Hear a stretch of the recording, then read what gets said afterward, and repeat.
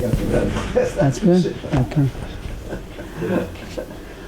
Okay, Erev Tov, we're in Mesillas Yesharim, Perek A, if I remember correctly. We finished Perek Dalet and we're up to Perek A. And the subject is called Mesillas Yesharim. So far we had what Zehirus means and the different halakim. And the fourth Perek was about how to acquire it. And that's where he spoke about what is going to be the motivation of man in order to realize that it's important for him to do Zehirus. And he said that the issue is acquired by Torah, which a person is going to study Chomer Avod V'Omer Kadin, and he said people are going to all realize it on their own level, which would be Shleimei Hadas, Pchusim or Hamon Kulo, to realize that the thing that's most important to them, that motivates them, not in theory it's the most important. Everyone will agree that Dveikus B'Hashem is the most important theoretically, but what motivates him on the ground level, wherever he's holding, each person should realize and connect that drive, that motor, that to whatever motivates him the most. I guess the motivation will be the motor, and connect the line of Zehirus. And the last thing he spoke about was where there's place for tshuva, that there's everything is less was midas adin. So he said there is room for tshuva, and he said that midas harachmim is for three things. One is that the punishment is not immediate, and it's not with the whole charo enough, and it's able to rectify it, and that's why we call tshuva. And akiras ha-machshava, akiras ha-ratzon is like akiras ha-maisa, and therefore Hashem does give a person a chance to rectify it, and there's also things taken into consideration, like Avrohom Citrin gives different examples how Darkei Chesed, that a person suffers a bit, then it's considered a kapara, and that he's able to rectify the tshuva. But if any of these things are missing, so then there's going to be midas adin, and that's how he summed up the issue of kinyan hazirus, that a person should take this to be the most important thing in his life, and the necessity to do zehirus, which he explained earlier, means that a person both studies what is right and what is wrong, and if he's living according to his guidelines that he set for himself. And now we're up to Mafsidim. So this is the first time we're coming across Mafsidim. Mafsidim means something that is contrary, something which even if he has the issue, but there's something which is contra and detriment and disturbing. I would give a mashal, even if somebody knows how to earn money, but if he doesn't know how to watch it, so then there's loss and theft and fire. So he has to know how to, besides how to make money, he also has to know how to protect the money. So he also has a person who knows what Zehirus is, and he knows how important it is, he knows how to acquire it, but he also has to know what are the obstacles that he has to avoid. Because even if he's going to have it, it's like having money, but he has a hole in his pocket, he has to know how to solve the hole. So that's going to bring the subject of Mafsidim. Perek A. Hine mafsidei ha'amida azos u'marchikei ha'hem shlosha. Whenever he talks about the mafsid, he also talks about the remedy, how to be marchik the mafsid, how to distance the problem. So these three, the issues that are mafsidei zehirus are three, and also marchikei means the solutions. Ha'echad hu atipul batir do'olamis, ha'sheni aschok va'alotzon, va'shlishi achev va'roh. And now he's going to explain each one at a time. So first he just gives you the whole list, and then he's going to tackle each one at a time. The first one is that he's too involved and busy in worldly matters. Second one is laughter and mockery. And the third one is bad company. So just to get the issue we're talking about is even if a person sees the necessity to be a Zohir, but these three things are going to stop him. They're going to hold him back. It's going to be an impediment for his Zehirus. The first one is that he's too busy.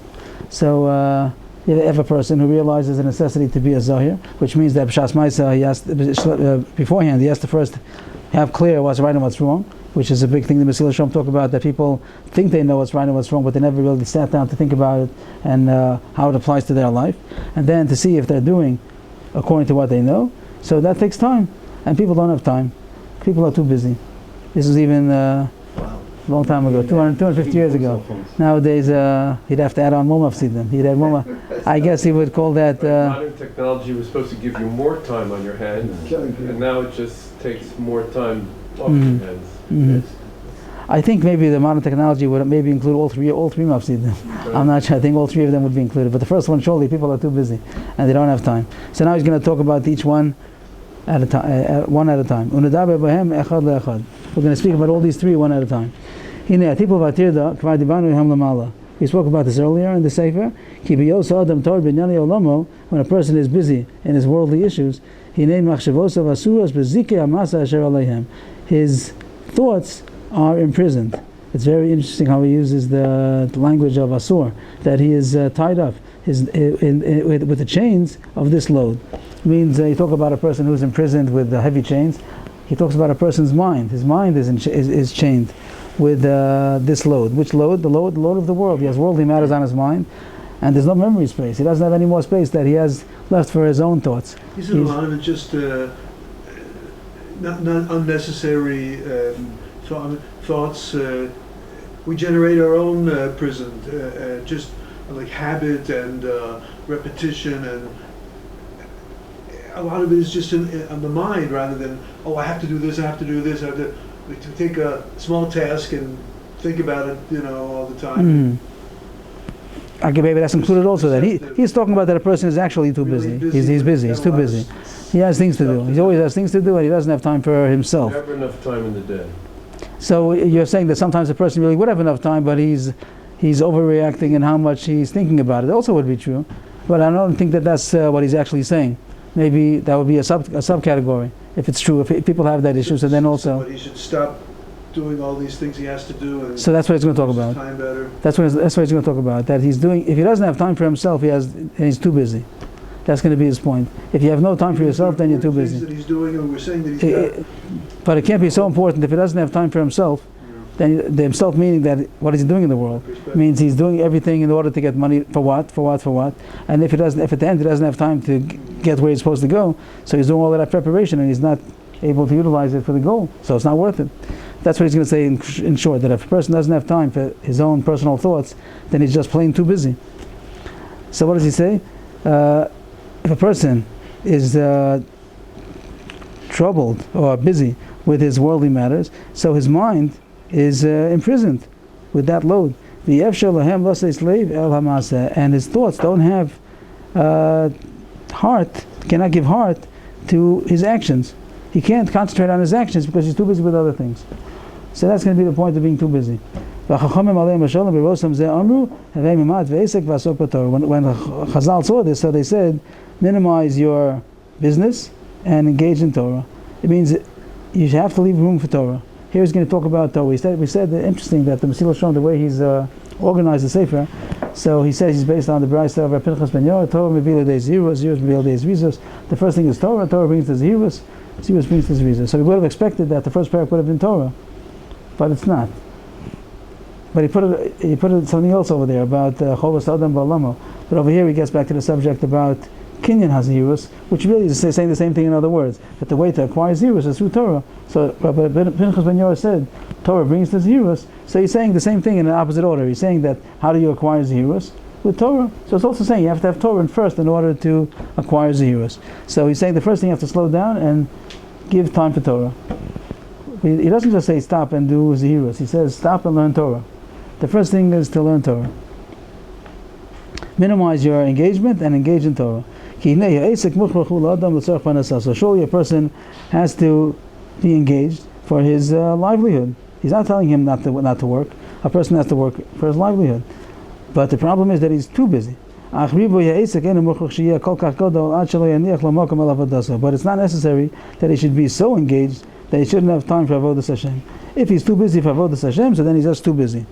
He has to minimize, he has to take off time from his busy schedule and make time. And even though he has to make parnasa, but he's saying if you have no time for your own thoughts, so that's not acceptable. It has to be some time for his avodas Hashem. Therefore, we were commanded, Hazal say, more on Shabbos, that a person should be kovei itim. He should fix set times for Torah. We're going to have to talk about what Torah accomplishes. What does Torah accomplish? But so far it just tells us the ingredient. The ingredient is Torah. I mean, what are we talking about? Which aspects of Torah? Which aspects of Torah? So we're going to break it down. So far he just says Torah. He doesn't say what. He just says Torah in general. We'll try to be medayik in his words. What kind of Torah is he directing us towards? We mentioned earlier that this is the most necessary ingredient in order to get a person to be a Zohir. Rabbi Pinchas, as Pinchas ben Yair said, Torah Mevila de Zirus. Without Torah, he will never reach it. Very strong statement. Without Torah, he'll never reach Zehirus. It's impossible to reach Zehirus without Torah. Because when we say zeros is to know what's right and wrong and be clear. So you might say that a person might say that he'll study what's right and what's wrong. So you're saying that's Torah itself. So. That might be Torah. We might be able to glean 4 different aspects of Torah. What Torah gives a person in order to be able to do Zehirus. He just told us in general Torah. If we go back to Perek Dalet, just to mention it, he says in the beginning of Perek Dalet that in general there's a Limud Torah, like he says in Pinchas Ben Yair, but then he says Al Derech HaPrat, his bonus al Chomer Avoda v'Omer Kadin, and that you get from the Ma'asim Maksuvim B'Sifrei HaKodesh, Tanakh, and also from Limud from Chazal. So there he just to point out that he spoke about a specific aspect of Limud Torah, those psukim or midrashim that arouse a person to the seriousness, the severity, the gravity of Avodas Hashem, and how specific and precise the scrutiny is necessary about what's right and what's wrong. That a small difference makes a big mistake. If it's kosher, not kosher, the scrutiny on every little thing. Or even if it's kosher, but every little act that a person does is scrutinized. The Bezdin Shalmala is going to be scrutinizing every single thing. So there he did talk about Torah, but he mentioned about a certain type of Torah, a certain aspect of Torah, the Chomer Avodah v'Omer Kadin. But we will see here what he's referring to. So far, he didn't tell us which aspect of Torah. But here he says, without Torah, he will never come to be a Zohir. That's what Chazal say, that ignoramus cannot become a chassid. Here the truth is he's not talking about chassidus over here, he's talking about zehirus on a very basic level. Chassidus is going to be later on. But I don't know why he brings it as a proof, but the point he's saying is that if a person is going to be a person without learning, so he surely can't become a chassid. But now he's going to say that he can't even become a zohir either, he doesn't learn at all. It could be that a person who's learning but he's not well learned, so maybe he can't be a chassid. But if he doesn't learn at all, then he can't even be a zohir. Why is that so? Why is it that a person who doesn't learn Torah cannot become a zohir? Like the words used lo ma'aretz chassid, but we would say a person who doesn't learn cannot be a zohir. Why is that so? V'zeh ki abori yizbarach shemo shebora hayetzer hara b'adam hu shebora haTorah tavlin. Hashem, who created the evil inclination in man, created a remedy for it. The Torah is the remedy. So Hashem, so to speak, made the problem, and He made the remedy. Hashem made the Yetzer Hara, and Hashem made the Torah is the remedy for that problem. As Chazal say, as Chazal say, Hashem said, I created the evil inclination, and I created the Torah as a remedy for it. So he's going to argue that if the creator of this being, the Yetzer Hara, the evil inclination, says that this is the remedy, how can anybody think that there's a different remedy for it? This is the remedy that the Creator Himself said, this is the remedy.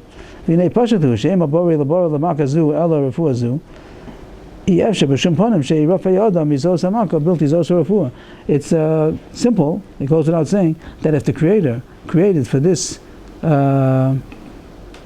wound only this medicine, so it's impossible that a person should be healed without this medicine. There's no other. We say that Hashem said this? Yes. Where do we see that? It's a Gemara in Kedushin. It's probably based on a pasuk over there, but I don't remember. He just quotes the Gemara in Kedushin, Lamed Amud Beis. I don't recall if the Gemara darshans a pasuk or not. If somebody thinks to be saved other than the Torah, other than the remedy that the Creator made, he's only mistaken. He thinks that he's going to make his own trufah, his own medicine.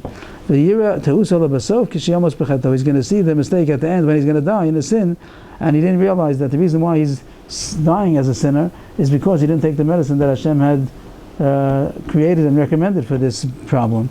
Yes? Prescribed, thank you.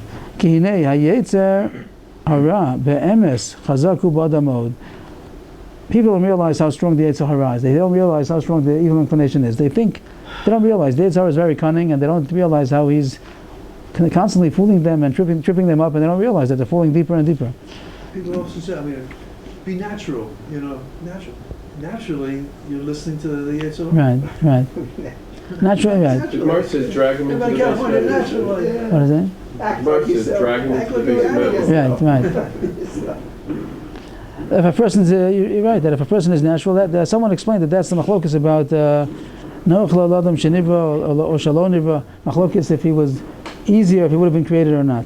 So it's no question that Hashem says that it's good that it was created. People take people take the Gemara to mean that it's a machlokes if it was good that man was created. That surely can't be, because Hashem says that it's good that he was created. Hashem's only doing it for good. Hashem saw everything that he made, and he said that it's all very good. So the Gemara surely cannot mean that it's not good for man to have been created. But the point is about, in the sense of, is he going to be successful or not? So if a person leaves himself to be natural, succeeding in life, and maybe the word Noach can mean easier. Is he going to be successful in life? So, as a default, he's not going to be successful, only if he works on himself. It doesn't mean that he can't work on himself. Hashem made it in a way that he could work. But if you leave yourself on automatic, like you're saying, just be natural, so then that was the Gemara's maskan over there, that a person is naturally, he's going to fall to the Yetzer Hara. And here he says that, I don't know, in the beginning of creation, when Hashem made man, maybe he made it balanced, like it says. Maybe at that point, maybe it wouldn't have been true that before the Yetzer Hara, it was the Yetzer Hara, but he strengthened it by. Okay, that's a question how you learned it, but the point that it was originally balanced, and then he made it imbalanced because of the sin of the first man. The Yetzer Hara now is on the right. He has right. It could be that it's only after the sin of Adam and Rishon, but that Gemara is saying don't be natural. I mean, the person has to keep himself in touch. He has to be, his seichel should be guiding his the animalistic part of him. He can't just be natural, as you say, animal. He has to. He has to be on the horse. Right. Don't let the horse go wherever he wants to. So he says that if a person is going to think that he's going to use a medication that was not prescribed, he's only mistaken, and he won't be his mistake until the end when it's too late. The evil inclination is very strong. He says, "Be'emes," I think whenever he wants to stress, people don't think so. So he says, in truth, the Yetzer Hara is very strong. Don't think that the Yetzer Hara is not so strong. Sometimes I think that's a nice. Someone once said a word, not a word, just he wanted to. When was the last time the Yetzer Hara came to you? When is the last time? So some people came to you. 10 minutes ago. So many times he never has to come. He's always there. But sometimes people think that no, it was like sometimes people sometimes will think 2 days ago I had an issue with the Yetzer Hara. Everyone's saying the opposite now, but some people would say 2 days ago I had an issue with the Yetzer Hara. They don't realize. 16, one time once. But really, the Yetzer Hara is very busy, and he doesn't knock on the door like you say, tap on the shoulder, here I am. He doesn't come. He has his ways of disguising himself, and he's always cunning. He's always on the ball. He's very much on top of the situation. So that's what he's saying. That the Yetzer Hara is very strong, and people don't realize it. Without man's knowledge, he constantly is getting stronger and stronger until he rules over him, and man doesn't realize it. He doesn't realize the Yetzer Hara is really. That's by habit. If he doesn't do zeros, that might be one way. He has a lot of tricks. Yeah. You're saying one is that when it's until it becomes like a bond. Ropes hard to break.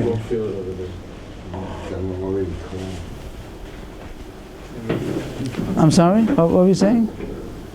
I'm sorry? No, just think about habit as being a way of. Yeah, that's one of the ways of the Yetzer Hara. But all kinds of cunningness. He has all ways of fooling man into not realizing that he's really maneuvering him, manipulating him. You think he's your friend, but really. He doesn't realize that it's the Yetzer Hara. If he would knock on the door and say, "Here I am," it would be much easier. But it's not that way. Then we wouldn't let him in. Yeah. Unless maybe it will be at least he might have something to offer, and then it will be a diyun.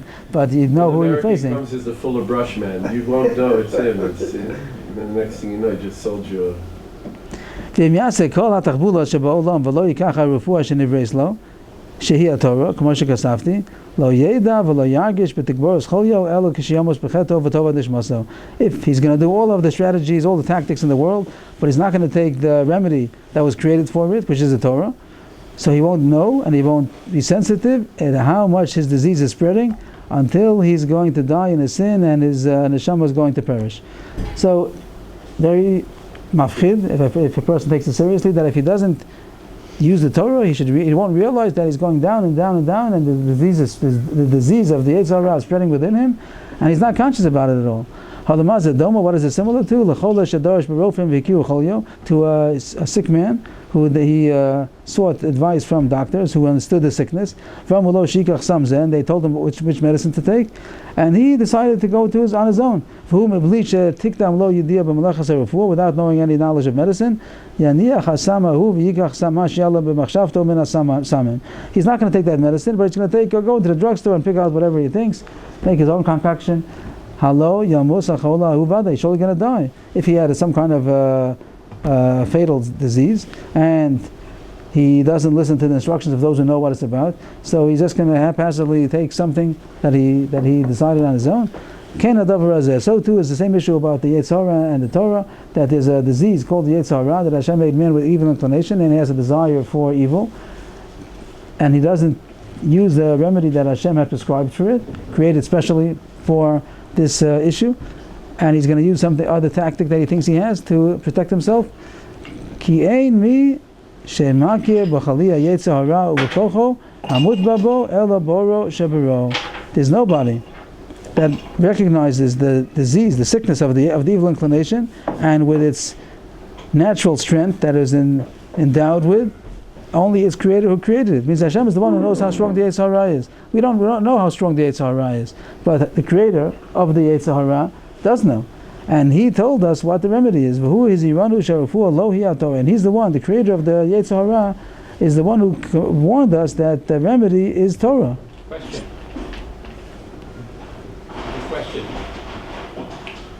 When we say Yetzer Hara, what kind of Yetzer Hara are we talking about specifically, and how does Torah mean? Remedy it. So the first point of what Yetzer Hara, so I would think there are many aspects. Any kind of evil. But normally when people hear that word, do they think it's sexual inclinations, or is it talk about also not anger, only anything, jealousy? Anything, right? Anything bad. When Hashem was pulling on my leg, not letting me come to shir. anything that is pulling towards away from Hashem. That's the evil inclination. There's hatred or resentment in your heart. How's going to this shul to study Gemara going to alleviate that? So that's how does Torah remedy this? So that's the question. We started a little bit. We just mentioned. We didn't say the answer yet, but we mentioned that there might be 4 different aspects of Torah that are going to be mentioned. So maybe we'll be able to glean from the next couple of lines what he expects us to get from the Torah.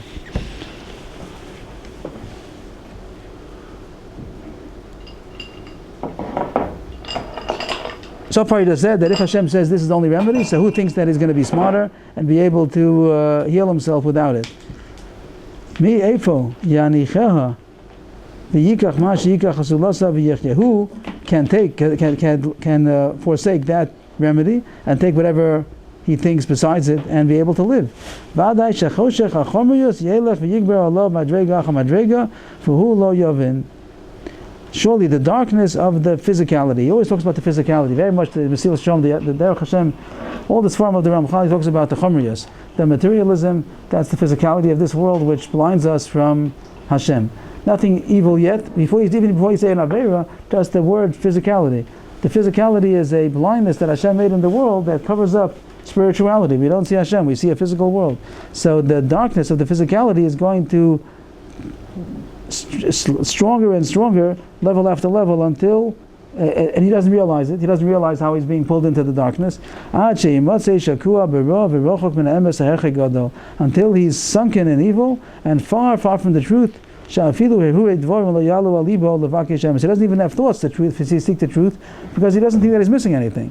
A person who is far from Torah, so he gets drawn into the physicality of this world, and then he doesn't even realize that there's a problem. The physicality is an aspect of the Yetzer Hara. It's an influence of physicality. Could be called a Yetzer Hara. In the Derech Hashem, he very much right. In the Derech Hashem, when he talks about how Hashem created man and choice of good and bad, so over there he talks about chomer and seichel. He talks about the physicality, materialism that Hashem made in the world, which at first glance doesn't look bad. It's physical, it's neutral. You can use it for good, use it for bad. But the point that's bad about it is that it doesn't reflect God.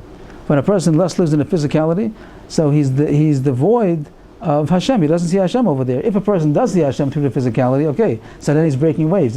He's breaking through. But superficially, when a person has physicality, even though nothing evil, the evil is that Hashem is not there. It means if we say that, let's say there's a Gan Eden, the place where Hashem's is the way it's going to be in the future, Olam Haba, Gan Eden, that a person is in an environment where he's very, very connected to Hashem. And then somebody would take him out of that and put him into a place where that's not the environment. So that's the bad about it. The bad is that he's in an environment where Hashem is not there. So the evil of this world starts off being the chomriyus. The chomriyus is this blindness that we have to Hashem. We live in a world and everything is a system in itself, so to speak, and we don't see God. That's the evil. Are emotions like hate, anger, resentment, jealousy, are those related to physicality? They seem to be emotional or spiritual. Right. So so it doesn't mean tangible. When we say physicality, we don't mean tangible. Maybe I wasn't clear, but those would be he would connect all of those things. He talks about Chomer and Midas Rose. He does connect them. Attributes. He does connect it. I don't know the answer to your question. Is that where is the connection? But he would put it into the same category. And the Yetzer Hara is working on that also. The physicality might make him just see his own small world, and he doesn't see how he has to refine himself to become a higher human being. But the Midas, he does say in Derech Hashem, he says clearly Chomer and Midas Rose, maybe they're two separate things. But the Torah is going to remedy both of them. Also the physicality of the world, which is this blindness we have to Hashem, and the Bad Midas. Someone gave a mashal, if someone would be in a place where it's taken out of his environment, whatever environment he might be. Just even not to say a Torah mashal, even to say a mashal about a person whose whole essence would be, let's say, in the music world, in the world of music, and then he's put into a place where there's no instruments and nobody knows how to sing and everybody's off tune. He's in an environment where nobody understands music. He's out of his environment. He doesn't exist over there. Any person, take anybody, his whole life is swimming. If you take him out of the water, so then he's out of his environment. He doesn't know what to do with himself. So if the true environment is the godly environment, and Hashem made an environment where Hashem is not there, so to speak, Hashem hides himself. That's the physicality of this world, and a person who doesn't have Torah, he's in the darkness, and the Torah is the light which is going to bring Hashem into the world. So a few more lines, he's going to say what the Torah does do. But in each human being there is neshama, or it's all in potential.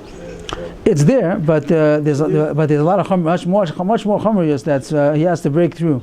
The Derech Hashem towards the beginning, about Perek 5, I think, he talks about how the world, the man himself, is essentially materialistic. When he's first born, he does have very little seichel, and he's just physical and materialistic. The older he gets, he has more and more wisdom, and he could utilize that wisdom to be able to be in control of that chomriyus. But in essence, he's very physical, and talks about the world. The world is physical. The whole engagement of man in the world is all physical, and he has to use all this physicality to get to Hashem. So it's a job. How is he going to make the physical world to be transformed into a place where Hashem is there? So he's portraying the same thing over here, that man is put into a very physical world and is very dark. But it doesn't mean darkness of the physical light. It means darkness to the mind. He calls the chomriyus is the darkness of the mind. He used the same issue before when he spoke about the mashal about the maze over there. He spoke about that earlier on Perek 3. He spoke about Tashas Choshech V'Hiloila, that Hashem makes darkness and it becomes night. He says that the same way that the darkness of night covers up the object from the human eye. That means there's an eye and the object, and then there's a darkness that's blocking it. The eye is not able to see the object because of the darkness. So he makes the nimshal also that there's the ein ha-seichel, there's the eye of the sense, the intellect, and the intellect is able to understand things, musagim, concepts. But the materialism of the world is a fog that stops, like a fog or a partition, that he's not able to perceive the concept. Same way the eye cannot see the object, so the intellect cannot perceive concepts when he's flooded with materialism. Yes, please. Not only at night can we see, Victor Miller says, if you look at noon, at the sky, where everything is clear, you don't see a star. So when the light is brightest, you're most blinded. What did he want to say with that? What was he trying to bring out? Which point was he bringing out? Well, that not only when it's dark you don't see, even when you think you see, you still don't see. He's also not seeing. But then we have to find the mashal over here about the Torah. When it's very light, is he not going to see? What is he not going to see? I don't know the nimshal for that mashal. We have to keep it in mind when we get there. Is there Sure. a breaking point? Like if you say a musician, he's out of his element, okay, so then he starts teaching him how to play music or bang on a rock. And then, How is he so he says Torah, he has to get Torah. Here he's saying that you have to find Torah. Torah is the only light. If he's finding the Torah, now he can see Hashem. Is he still going to be plagued? No, then it's getting lighter and lighter. He's bringing light into the world. That's the way. That's the mashal that he's using. That the world itself is dark, but the Torah is the light. You asked for the mashal. The mashal is that when a person thinks it's clearest. Obviously, in this case, I can speak lashon hara. Look how proof it is. Look at, even when things are clearest, you may be totally off. But if the light is going to be the Torah, is there going to be a mashal for that also? In the mashal here we're talking is that the darkness is the world, materialism of the world is darkness, midos, bad midos, and then the Torah is supposed to be the light. So then we have to, is there a mashal for that also, that even when the Torah is there, you also are not seeing. So we have to you're not seeing everything. Is there something that the Torah is going to, so he doesn't use that mashal, so I don't know if it'll go further. But here he says that when a person is in the darkness, then he gets deeper and deeper caught up into this materialism that he doesn't even realize that he's drowning, and he doesn't realize that he has to get out of it. Imhu osek b'Torah, but if he does engage in Torah, so now the next couple of words are going to be addressing what kind of Torah. When he sees the ways of the Torah, the commandments of the Torah, and the warnings of the Torah.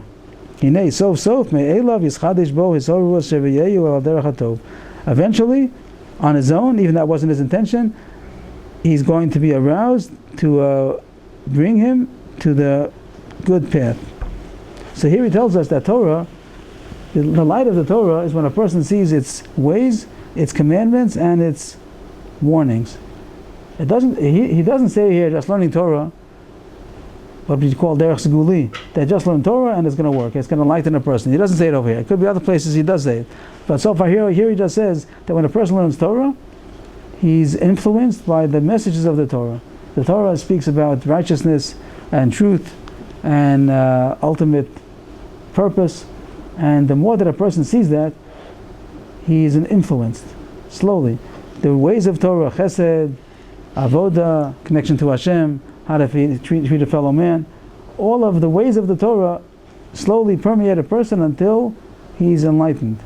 So this is a new aspect we didn't talk about till now. Earlier we spoke about that when a person learns Torah, he can get chomer avoda and omer kadin. He sees how severe and grave the issues of Torah are. They're a very serious issue. It's not a light issue. And also the scrutiny, how everything counts. Here he's telling you a different issue of Torah, and that is the ways of Torah show truth.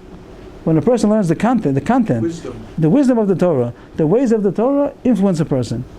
Fascinating idea, a new idea of Torah. So when we asked earlier, in what way does the Torah do that? So here he's suggesting that when you learn the ways of the Torah, you're going to see the beauty of the truth. A person has bad midos. He has, what examples you gave? He's arrogant and angry, jealous, all of these bad midos. When a person learns Torah, and all of Torah, it has parts that speak about it directly. Some things are indirectly, some are more direct. These issues would be addressed openly in Mishlei, many psukim in Mishlei about these issues. But even in the Torah, you'll see the stories of the Torah. Korach talked about jealousy, Cain and Hevel. You see what anger could do. So when a person learns Torah and he sees the different ways, and from all the stories of the Torah also, from the laws, from the narratives, from all that, a person can glean the truth, and that shines a light on his darkness. He becomes less materialistic. Does the Torah have more examples of negative behavior than positive? I don't think so. I think so that you see the positive in Mishlei. It have both. It always is comparing. So when you see the good people, you see the bad people. You'll see the way that Avram, Yitzchak, and Yaakov acted. You see the way that Lavan and Korach and Bilam. You'll see both sides. I think you see Moshe Rabbeinu. You see when the Jews did well. You see when the Jews did bad. I think there's more mices of the Jews doing good. Look at all the trumas and the building of the Mishkan and the. It's tremendous. About behavior, human behavior. Also, so the behavior is going to be based on the midos, right? It's going to be the midos. Always goes back to the character. So you'll see the source of. The Mishkan is all midos. Everything, the whole thing was trumas. The Mesillas Yesharim says that all man's actions are really governed by his midos. He talks about later on in Perek Yud Aleph. He talks about the character. So he says that all man's actions are governed by midos. So a person sometimes could overcome his bad midah. He has a bad midah, but the act is it's explicitly prohibited to do, so he's not going to do it. But he didn't get to the root of the problem. And he says that each midah, each bad character trait or good character trait, has many, many actions under it. The midah is like the shoresh, the root, and of every root comes out many, many offshoots. So a person should always go to the root to be able to rectify the midah, and then automatically many actions are going to be rectified thereby. So both the mitzvahs and the midos, he says that you're going to get enlightened by the Torah. And here he says, "Beroso d'rachel tzivuyav azorasa." Hinei sof sof me'elav yischadish bo asor v'sheviel al derech hatov.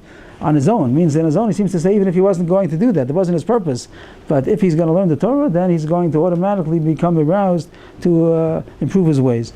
That's what Chazal said. He found it became very famous because of the Ramchal, but it's a medrash that's in the Psichta, Deicher Rabasi, and Yerushalmi and Chagiga, so it's not so well known. But Mesillas Yesharim brought it to everybody. He served it to everybody. Everybody knows his medrash. Halavai osi azvu v'aserasi shamoru shamor shabo machzir lamutav.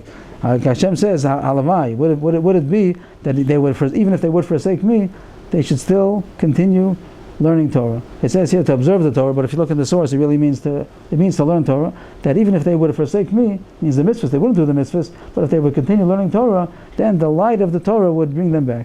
So he's explaining here, the Ramchal, that the light of the Torah is the content. The content of the Torah is the light that will illuminate people to come back. And this Ramchal says even in Derech Hashem, he talks about a person who's not, even if he, it seems, I can't say for sure, but it seems that he would say that even if a person is not observant, but he's learning Torah, he's eventually going to do tshuva. If he's learning, he says, provided he's not doing it for the purpose of mockery, he's not doing it in order to undermine the Torah, he's learning it as a wisdom. So the wisdom of the Torah will enlighten him, that'll come back to do tshuva. I'm still having trouble.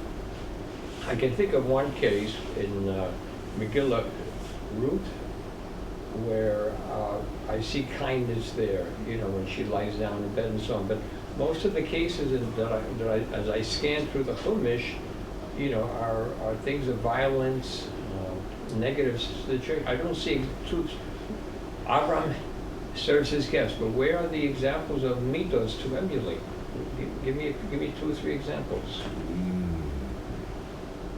Abraham, as you say, that Abraham. And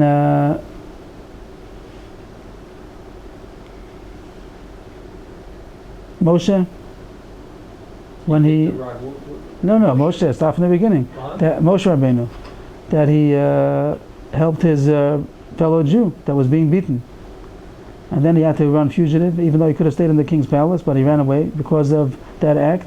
And then when he came, he was still running fugitive, and he came to a place where he saw some girls being chased away by some shepherds, so he stood up for them. Yaakov served Lavan for the 20 years over there. The way he served Lavan was superhuman. And he says even though he was tricking him the whole time, he still was loyal to him, and he was the and his wife. How we see the relationship, and how the others were doig for the imos. You see in every place that they went, you see how sensitive they were towards them, and you see. How Father blesses his child, Yitzchak's telling, and the relationships. You see a lot of positive relationships. By Moshe and Aaron. 40 years, the Jews, take all the stories that you see, and all the complaining that you see, and all the sins that you see in the Torah for the Dor HaMidbar, but yet the Dor HaMidbar, that's only giving you a few stories that happened within 40 years. You're talking about 40 years. They wandered with Man, with Anania Kavod, and with the Amuda Esh. There's never was a door. I think the Medrash says there's a door Midbar who was a door Yeda. They were not. So even though we see the severity of their punishments because they were on such a high level, but yet they were on a tremendous level. And during those 40 years, they sat and learned Torah for 40 years. They learned for 40 years. Pinchas, even though we're talking about being zealous, but being zealous for good, that's also a good midah. That even to stand up against evildoers is using the midos in a good way. Even though the violence standing up for good is the good violence. standing up for the right. That's not a case you want to emulate, right? I would think that yes. I would think you have to know when and how and where. But you see how Hashem praised him and gave him such blessing for all generations. Someone told that me when that Pinchas is, what's a kunoya? Kunoya is that there was not even 1 ounce of anger in the act that he did. That's a kunoya. The Mesillas Yesharim talks about that. The Mesillas Yesharim, that the kanos, this zealousness, is outgrowth of love. He gives an example of somebody that loves somebody very, very much, and he sees that he's being insulted or beaten up, so he can't tolerate to stand by. If you see a fellow man that's being beaten up, so even if it's easier to run away and just hide, but he stands up and he goes forward to help his fellow man. So in the United States, when you do that, you're risking your life. In other words, if the person have so that's okay. An obligation to risk his life to save another. So we can talk about it. That'll be a halachic discussion. But we see the nobility over there. We see the nobility that a person is going to put himself out. He sees a fellow Jew being beaten up, and he's not going to just turn the other way. He's going to try to help him. So you can talk about it. Is he supposed to? Is he allowed to? Must he? But you talk about the nobility. So we see the nobility in the Torah of all these cases and they're always praised. The Torah is going to say that this was a righteous act and this was a evil act. So it will be also in the stories and also in the laws. He says both of them. I think that you would see it also not only from the stories, also from the laws. The laws of the Torah also are directing a person towards righteousness. And he says if a person would do that, so then he's going to be mitorer to the good way. So this all was under the title that it's necessary for a person, in order to be a Zohir, he's living in the darkness of this world, and in order to even start Zehirus, he has to have Torah. So therefore, even though a person is too busy, like he started people with Tir Da'olami, that he's involved in his worldly chores, but he has to set aside time for Torah. Without Torah, he's not going to start. He's not going to start. He's not going to start. He's not going to be able to even start to do Zehirus. He won't be able to be a Zohir and careful with his actions, to be aware of only if he first gets out of the rat race of this world and starts giving some time to Torah. That's where he's going to be enlightening his mind. How does this apply to non-Jews? You have non-Jews who have good qualities traits. They don't study Torah unless you're referring to the Noahide laws.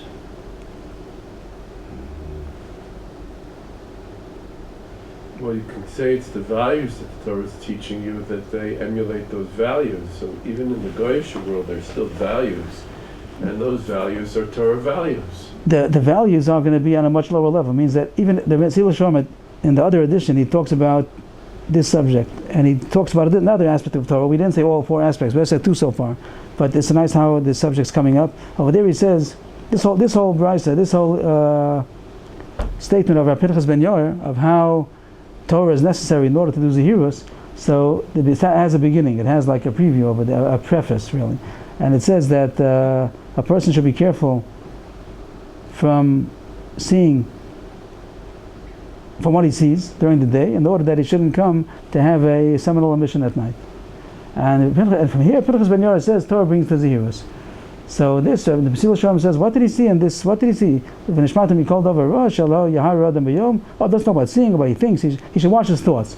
He should watch his thoughts during his wake hours in order that he shouldn't come to a seminal emission at night. So he says, without the Torah, we never would dream that a person is responsible for that. And I think it's even been quoted by Aristotle, that Aristotle said a person is not responsible for what he thinks. He may think as he wishes. That's not in the tchum. It's not in the boundaries of what a person is responsible for. As long as you don't say it, as long as you don't do it, it doesn't come out any action. So then you can think whatever you want to think. And the Torah says not like that. The Torah says that a person is responsible, but he's allowed to think about what he's not allowed to think about. That's like a superhuman kind of a level. People wouldn't realize that. And also, he says in the middle of a sleep, a person wouldn't hold himself responsible for what happens in his sleep. But the Torah does. The Torah says that you're responsible for what you think about even during your sleep. So he says, without the Torah, we would never know that we're held up to such a high level. And he's coming to say, Mamish, this point, that the human ethics that people could figure out is not the level of the Torah. So I do think that you're right, that surely even by the Gentiles that don't have the Torah, they also could come to a certain level of nobility and of righteousness. But he's saying that it doesn't compare to what we're expected to come to the level of the Torah. We can see the 7 and the 613, such a big difference in the number also, that the Jews are held up to a much higher level of responsibility. And that we wouldn't know without the Torah. So I do agree that even a non-Jew without Torah, he also would be able to have some basic level of righteousness, but nothing compared to what the Torah is expecting of us. And without learning the Torah, we wouldn't be able to know that. So we have already three issues of Torah. One is what he says earlier, that a person should learn from the Torah the severity of the mitzvahs and the scrutiny that's going to be, how precise the judgment is going to be about everything that he does. Second point is what he says over here about seeing the ways and the commandments and the warnings of the Torah, to see that the Torah is teaching righteousness. The third one is what he says in the other edition, that we wouldn't know what we're responsible for. We wouldn't even dream on our own that a person has such responsibility, only when the Torah holds us up to this level and says you're expected to do this. Then we'll see that we're expected and we'll rise to those heights. There's a fourth one also that he doesn't mention here. He does seem to mention also in the other edition, that there's a school of the Torah also. School of me, there's a segula, like inherent, something inherent in the Torah, even if we don't see like a list of names, even if a person's going to learn Torah, and superficially there's no reason why a person should be inspired by that, a list of names or numbers. Sometimes in the Parsha recently we had numbers of the tribes, so we don't see why that should inspire anybody to anything noble. But there's something inherent in the Torah that if a person is learning it, it's the Hashem's Torah, and he's doing it for the mitzvah of learning Torah and to acquire more perfection and closeness to Hashem. So the school of the Torah also has something inherent in it that it also could bring more on a behind the scenes level, something we can understand, but supernatural. He doesn't mention over here in Mesillas Yesharim, doesn't say that, but I think there is some hint to it in the other sefer that the Torah has that segula also.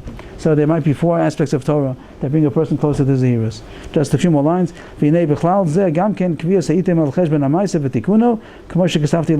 we said, a person has to set aside time for learning Torah. He has a busy schedule, but he has to settle on Kriyas Itim L'Torah, he has to be Kovei Itim, so also he has to also have fixed times in order to think about what he's doing. Like as Zehirus means, that am I living up to what I know?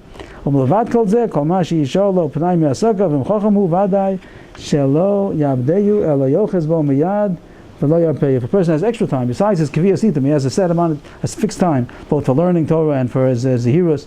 Besides that, if he has some extra time sometimes, so he also should not waste it. Then he should be smart and utilize it for Lasak Bo, Be'esek Navsho, V'tikin Avadaso. He should use that extra time that he has for engaging in his soul perfection and perfecting his service to Hashem. He's going on to the next subject already, the second mafsid, but he just ends off. But even though this is the most general of the deterrents, a person takes up so much time of his day. If he doesn't, he's always busy with worldly businesses. But he says it's the easiest one to escape if someone wants to escape. Once a person decides that he has to make more time for himself, it's just the decision. He has to decide that I'm taking off whatever it's going to be, 2 hours of my time every day in order to dedicate to learning Torah and to Cheshbon HaMaisa, and he'll be able to enlighten his mind with learning the Torah, and then with that enlightened mind he'll be able to do Zehirus, where he'll be studying what is right and what is wrong and what am I doing. So that's the first mafsid, plus it's also its remedy. The problem is that he's too busy, and the answer, the solution is take off time and make yourself less busy. You have to have some time in order to learn Torah and Tikkun HaMaaseh. Yashik Kolach.